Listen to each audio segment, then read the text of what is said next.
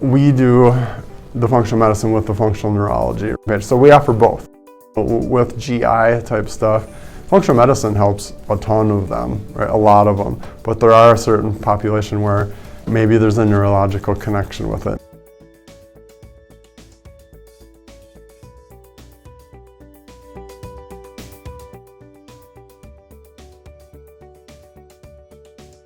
Maybe they have depression, anxiety, maybe they have migraines, maybe they have some memory issues.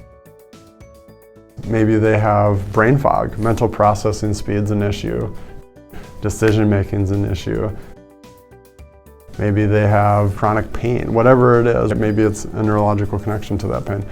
If they have stuff like that and there's more of a neurological connection that needs to be addressed directly, you can still get good results with the gut part of it, but the brain might need some stimulation. When the brain needs stimulation, it's kind of like if you have a cast on and the muscles start to atrophy after you're in that cast for 6 weeks, let's say, and you take it off and you compare arms, the one is significantly shrunk compared to the other side because you haven't used those muscles in a while. Same thing for the brain. You can reduce inflammation, but a lot of times we have to go and we have to fire those pathways to generate neuroplasticity, which is a change in the brain where one neuron branches off to the other and it starts to communicate, and then it starts to communicate back with it, and then increasing the network or the efficiency of the brain.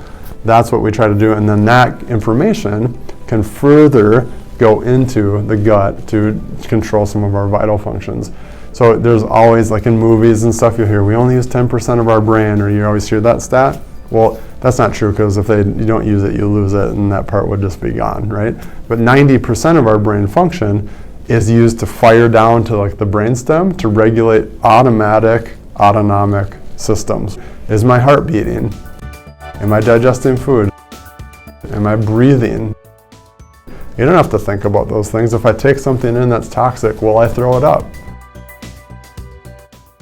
All those things are automatic, autonomic nervous system functions that your brain needs to fire in information to regulate those. So the healthier the brain, the healthier you can feed information into the gut, and then hopefully have a healthier gut, and then the gut sends happy information back to the brain, and the brain sends happy information back to the gut. So functional medicine is great, and a lot of times it can help gut patients, but there's a certain population of patients that may have neurological symptoms where maybe that's not all you can do for them. Maybe you can do a little bit more as far as specifically going after the brain, and then the outcome hopefully is better for them.